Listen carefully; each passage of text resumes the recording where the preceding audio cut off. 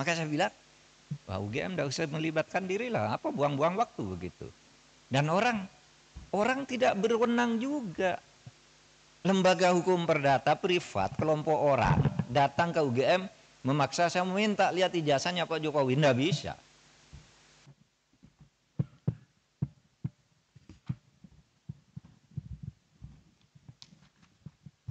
Assalamualaikum warahmatullahi wabarakatuh. Ya terhormat Pak Agus Riswandi SHM Pak Dekan, kemudian Ibu Dr. Sri Hastuti Puspitasari SH MH, Wakil Dekan Bidang Sumber Daya Fakultas Hukum UI,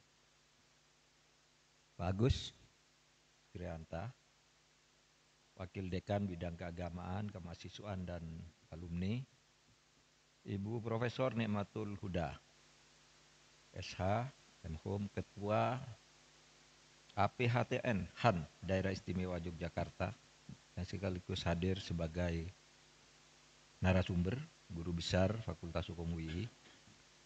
Yang jauh di sana di Denpasar kalau sudah bergabung, Bapak Profesor Dr. I Dewa Gede Palguna SHM Hum, narasumber. Teman saya dulu Hakim Mahkamah Konstitusi, Pak Anang Zubaidi SHMH, narasumber.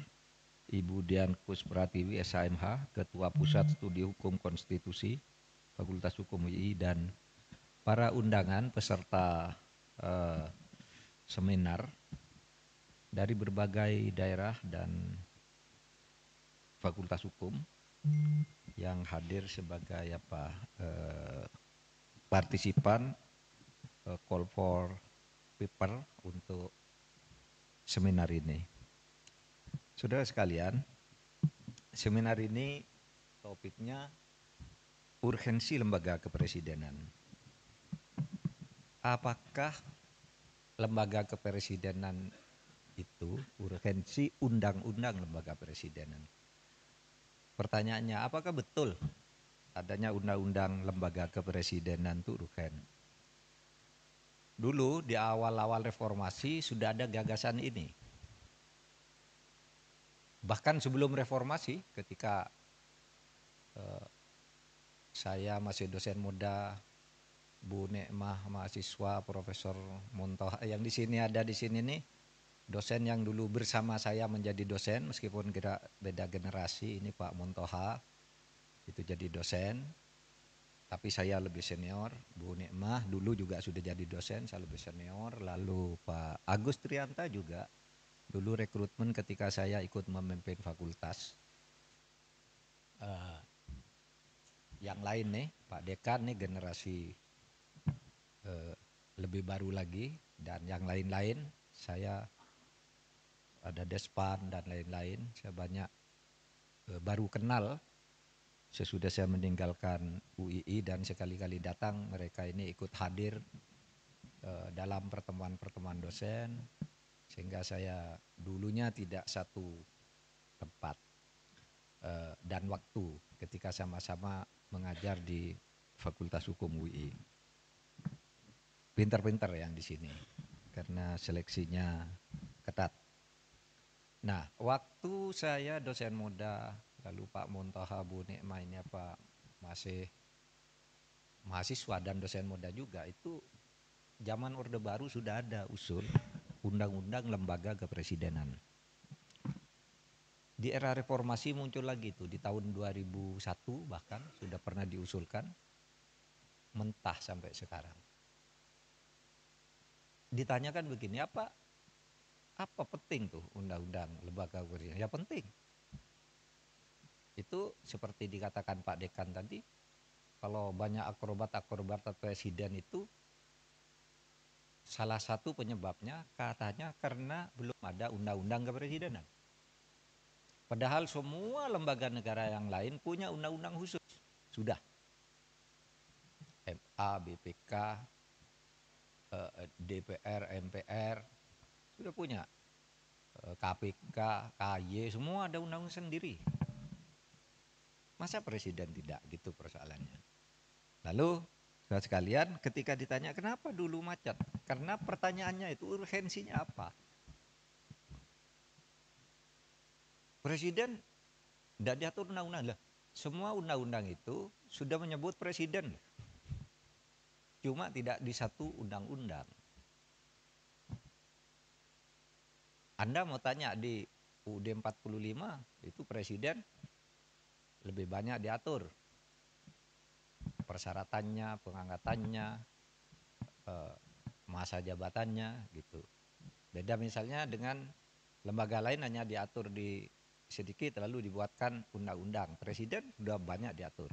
Di undang-undang lain, misalnya di undang-undang pemilu disebut presiden juga, membatasi presiden. Di undang-undang ASN membatasi presiden. Di undang-undang BPK membatasi presiden juga. Disebut tentang tanggung jawab dan pengawasan terhadap presiden. MK, MA semua menyebut. Sehingga ada yang mengatakan tidak perlulah undang-undang kepresidenan gitu. Itu tertunda terus pada akhirnya. Karena kalau ditanya apa sih yang tidak membatasi presiden sekarang? Apa yang misalnya dilakukan oleh presiden yang tidak bisa diselesaikan menurut undang-undang? Semua bisa. Tidak harus pakai undang-undang kepresidenan. Gitu. Semua bisa. Kok masih perlu? Karena ini alasannya tadi. Bukan hanya karena tidak ada. Bukan hanya karena tidak ada undang-undang khusus.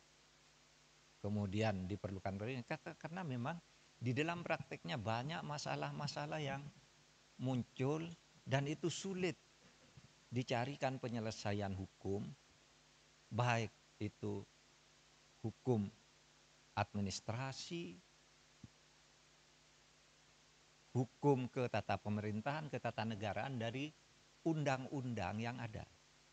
Oleh sebab itu kalau ditanya nanti apa sih urgensinya, materi apa? Nah, kita bicarakan hari ini. Kalau bisa ini jangan berhenti. Pak Agus, Bu Nikmah, ini dong. Yang begini nih ditindaklanjuti hasil seminar ini kemunculnya naskah akademik. Ini loh pentingnya gitu. Mungkin tidak akan goal zaman sekarang. Nanti kita akali aja. Kita masukkan ke prolegnas. Biasanya kan orang takut untuk mengikat dirinya. Tiru aja model-model pembentukan undang-undang di mana undang-undang itu bisa saja ini berlaku pada misalnya 2 periode yang akan datang. Sehingga yang sekarang tidak merasa takut. Gitu. Dan ikut mendukung. Dan banyak di berbagai negara tuh undang-undang dibuat berlaku pada periode berikutnya. Tidak berlaku pada yang membuat dulu. Meskipun itu biasanya kalau untuk yang menguntungkan, misalnya kenaikan gaji dan sebagainya, fasilitas itu tidak boleh berlaku pada orang yang membuat. Itu etika di seluruh dunia. Menaikkan diri sendiri, gaji diri sendiri. Nah, oleh sebab itu saya memaknai dan setuju dengan tema dan topik seminar ini, yakni mencari urgensinya untuk kemudian dibuat. Urgensi itu dijawab dengan apa? Kalau saya misalnya sekarang ini kok banyak ya akrobat-akrobat politik di mana kita sering terkaget-kaget ketika presiden tiba-tiba membuat kebijakan tertentu yang itu pasti rakyat tidak suka tapi tidak ada undang-undang yang melarang. Karena itu bukan pelanggaran hukum pidana, mungkin secara diam-diam itu abuse of power. Penyalahgunaan kekuasaan atau koalisi diam-diam dengan sebuah kekuatan. Nah, yang terakhir malah bukan hanya saat membuat presiden, saya minta maaf kalau menyebut kekisruhan belakangan ini apa yang banyak terjadi. Misalnya soal ijazah. Soal ijazah presiden ribut sampai sekarang. Masif sekali gerakannya. Itu apakah tidak bisa ditangkal agar tidak sampai terjadi suatu saat hal-hal seperti itu? Soal ijazah presiden asli itu apa tidak, itu pelanggaran hukum atau pelanggaran etik. Ini sebenarnya tidak akan terjadi soal pelanggaran itu kalau undang-undangnya ketat. Mengatur, mengantisipasi agar itu tidak terjadi, dan kalau terjadi apa akibatnya. Misalnya kasus ijazah Pak Jokowi yang sekarang ini, saya ikut bicara sebentar kemarin. Saya sih tidak, saya tidak peduli apakah ijazah Pak Jokowi itu asli atau tidak. Saya tidak peduli karena itu tidak akan ada akibatnya terhadap proses ketatanegaraan kita. Dalam arti begini, taruhlah misalnya betul tuh ijazah Pak Jokowi palsu misalnya. Lalu ada yang mengatakan gini, kalau betul ijazah Pak Jokowi palsu, maka seluruh keputusan-keputusannya selama menjadi presiden itu batal. Tidak sah. Saya bilang enggak lah. Apa hubungannya? Itu kan hukum tata negara. Kalau pidana iya. Pidananya bisa. Kalau terjadi pemalsuan, itu karena kebohongan. Kebohongan publik karena pemalsuan. Itu bisa, tapi pidana itu tidak menyangkut ketatanegaraan ke orangnya. Kalau ketatanegaraan misalnya pengadilan memutuskan hari ini, presiden kemarin ijazahnya palsu, maka semua keputusan jasa ya bubar negara ini. Undang-undang pemilu dia yang buat, pemilunya udah selesai. Yang tanda tangan tuh presiden. Apa tidak sah? Yang mengangkat hakim-hakim tuh tanda tangannya presiden, hakim MK. Apa putusannya batal semua?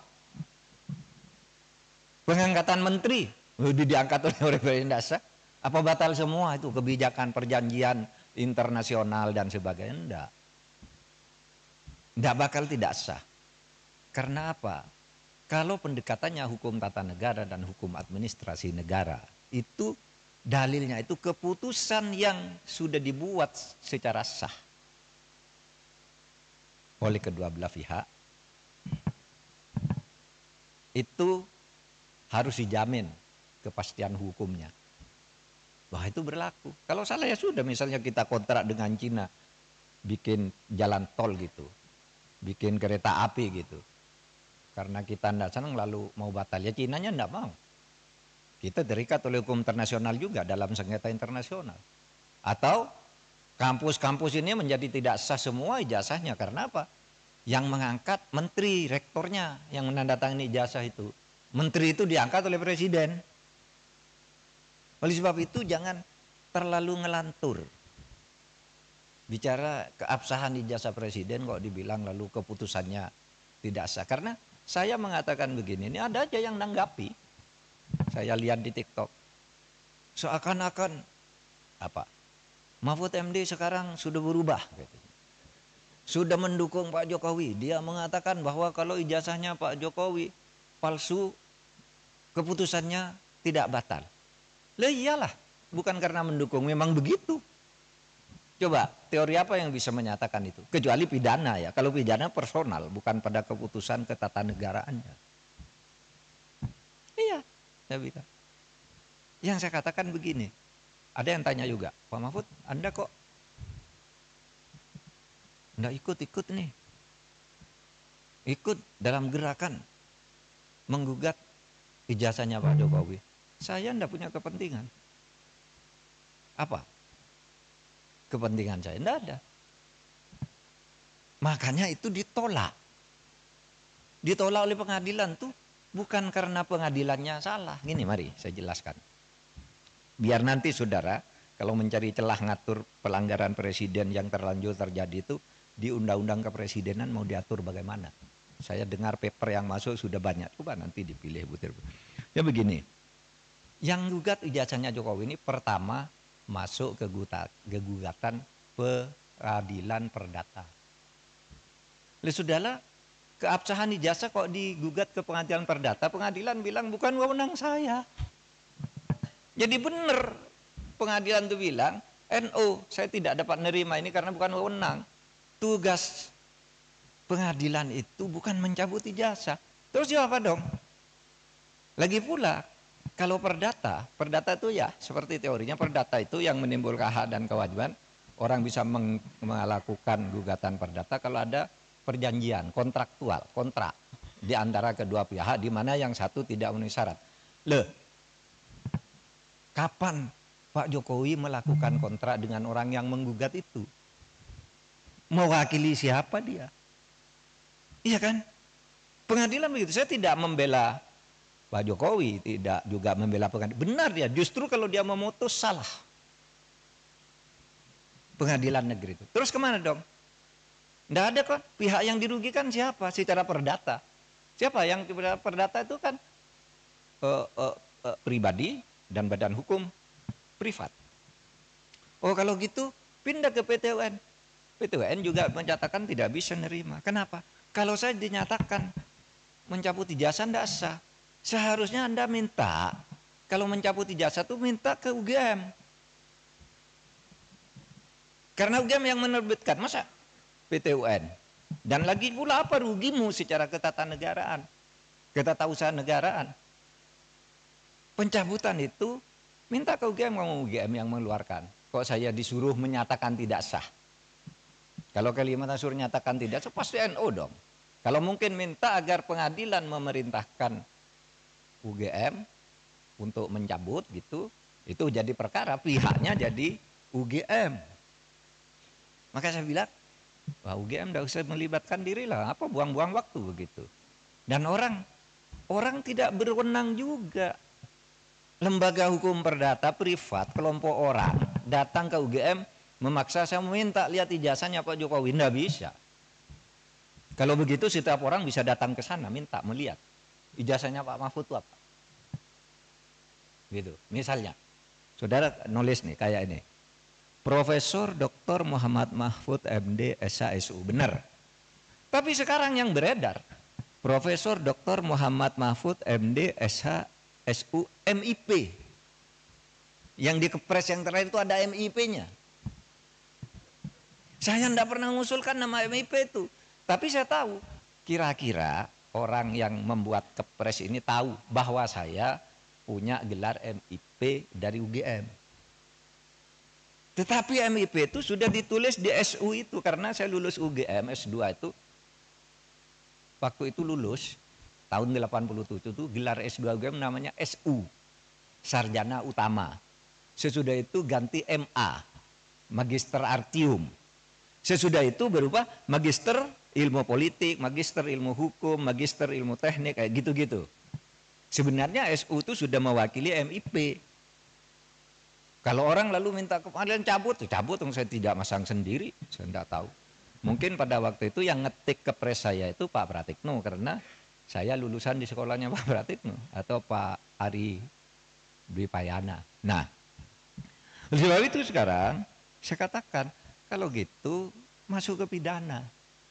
Nah kalau ke pidana itu kan masuk ke pidana, malah yang dihukum orang yang menyebarkan berita bahwa ijazahnya palsu. Dihukum bener ya dihukum, masuk penjara 2 orang. Karena apa? Dianggap menyebarkan berita bohong. Sekarang masih di penjara belum keluar. Malah yang punya ijazahnya tidak dipersoalkan. Sekarang jalurnya sudah masuk, tinggal politisnya bisa enggak? Karena yang dilaporkan sekarang ya. Yang dilaporkan sekarang itu adalah pemilik ijazah dan sudah dilaporkan ke Bareskrim.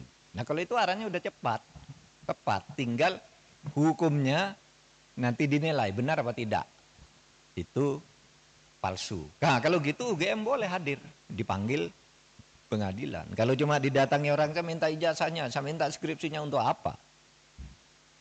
Kalau saya enggak boleh. Sudah benar tuh UGM.